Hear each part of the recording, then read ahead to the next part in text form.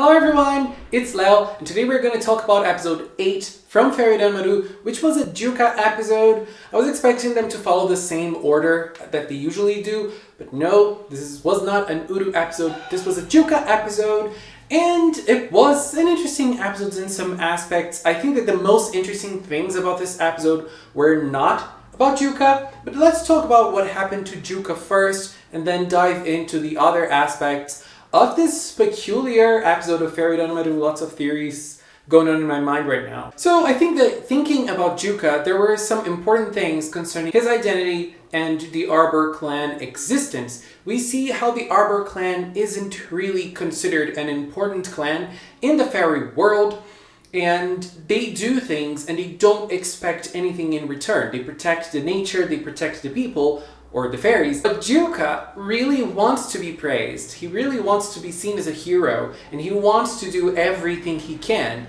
And it was very interesting that in this episode, he was talking to Ranmaru, and he acknowledged that he wasn't able to get attachment on his own, and he only did it because Ranmaru helped him. So it was a very interesting observation, because he was the only fairy in the first 5 episodes that wasn't able to do everything on his own. He needed help from someone else so that he could get the attachment, and acknowledging that is important. It's also important because the Arbor clan, as we already know, is considered a weaker clan compared to the rest.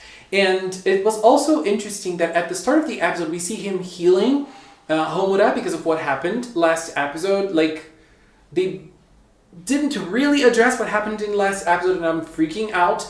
But he was healing him, and at that moment, the butler told the queen that it was a good choice that they chose an Arbor clan fairy to be inside that family.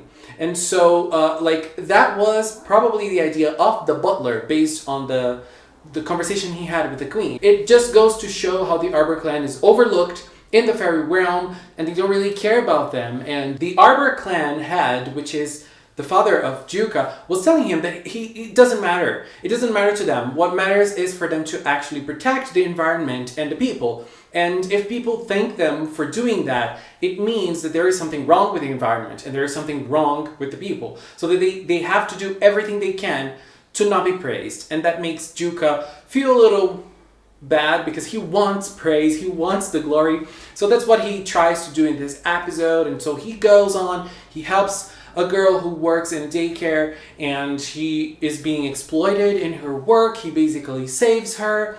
And there are some interesting observations to make. One bad thing that this episode did was the girl is pretty innocent and cute, no makeup. And then we have her boss, which is exploiting her, and she's an evil person. She is fat and she's wearing a lot of makeup. It's weird. I don't like this kind of thing. It happened in this episode, unfortunately, so let's address it.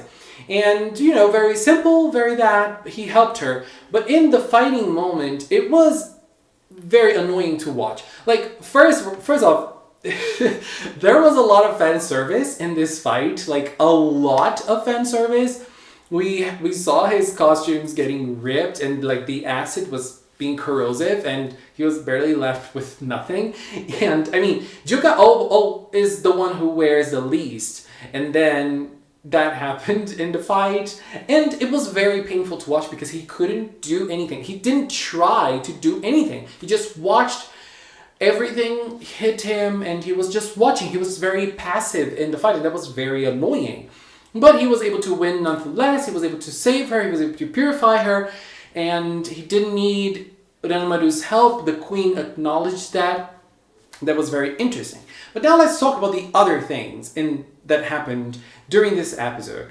So in Jukka's case, I think that the lesson that he took from this episode is that he is now feeling prouder to be part of the Arbor clan because he was able to do it on his own. And I mean, Ranmaru was there, but it wasn't really part of the main fight or the fight against the monster that the villain of the week created. So, Ranmaru was having another thing happening in that moment, and because it was going to happen the same thing that happened to Homura with Jukka, and Ranmaru stopped Chalka, right? But that was Jukka's whole thing. Other interesting things in this episode, right at the start, we see that the manga that was going to turn into an anime that was cancelled last episode is now in production again. It was not cancelled. Homura gave his all to defend the girl he was liking and to defend her work. And so, like, it really paid off. Her anime is still happening. I thought that it was an interesting thing. So now let's talk about the real interesting stuff about this episode. Right at the start, we see Jukka using his powers to heal Homura and heal what happened to him. Like, girl, the drama. And all the fairies were there.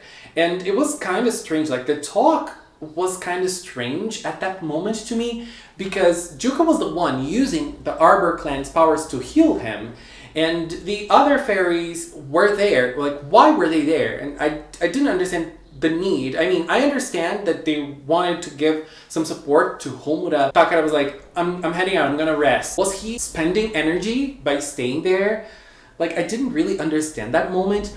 But what really mattered was that Uru really wanted to stay with Homura. And we saw what happened that last moment in episode 7, that kiss with the tongue. It wasn't really a breathing technique. No, it was an actual kiss. Like, he really used his tongue in the kiss. It's very important to point that out. And so we see Homura resting for the whole episode. We don't see him interacting with the others. And what's really important about this is that Uru stayed with him throughout it all.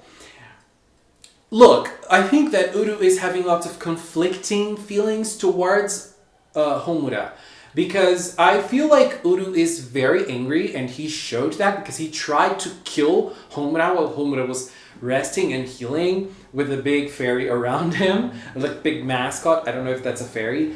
And Ranmaru got in right at that moment. But what really struck me is that Uru stayed with him the whole time.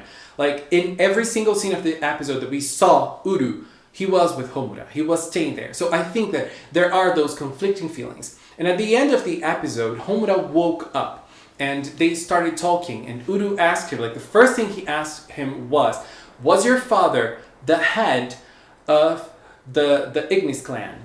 And Homura didn't want to answer, and was like, why do you want to know that? Is it? And Uru was like, tell me, answer me. And he said yes. And we know what happened between the head of the Ignis clan and the head of the Aqua clan, or the wife of the head of the Aqua clan. They had an affair. So there is this family business between both families. They probably hate each other. But what really got it at that moment was Homura saying that his father did nothing wrong. This leads us to what the queen said, I think it was last episode. She chooses the partners for the fairies. The fairies don't have this power. They can't really marry or stay with whoever they want to stay. The queen is the one who decides. And that's it. That's law. That's probably what happened. And that Homura's father broke that law, and he was probably punished because of it. And Uru's mother probably broke that law too. But it seems that Homura's father really took it all for himself and took the punishment for himself. Talking about that, we see Takara looking, and Takara is scared because he knows that there is a big investment emotionally for Uru at that moment. So he's like, we need to hurry up. Hurry up what? Like, what is Takara doing? Like, why? Like, what's happening? I'm curious, because does he want to get the attachment soon so that they can separate themselves? I don't think that's the case, because it feels like Takara is really trying to keep the bond of the five of them very strong, just as a family. So I don't see how this can lead on to Takara wanting for their mission to finish soon so that no problem is created between them. I don't think that's the case. So why hurry up? Takara, where are you hiding? Why? Like, what's going on? Also, we have a moment between Takara and Ranmaru, which is We know who the villain is, more or less. We know that he is probably the one who betrayed the queen. And Jukka wondered. And at that moment when Jukka made the question, he looked at Ranmaru and Takara looked at Ranmaru, expecting Ranmaru to say something. Because Ranmaru is probably the one who was his partner back in the day, who were probably Chaika and Betelgeuse. And Ranmaru doesn't remember, and he even says it in this episode, like, I want to, it seems that I need to remember, but I can't. And it was also nice that Jukka, when Jukka talks about Ranmaru, he gets all flustered up and he thinks Ranmaru is super cool. I love those moments. And now we go to the fight between the Dark Fairy and Ranmaru. So Ranmaru transformed and was there inside Jukka's fight to stop Sirius from hurting Jukka like he did with Homura.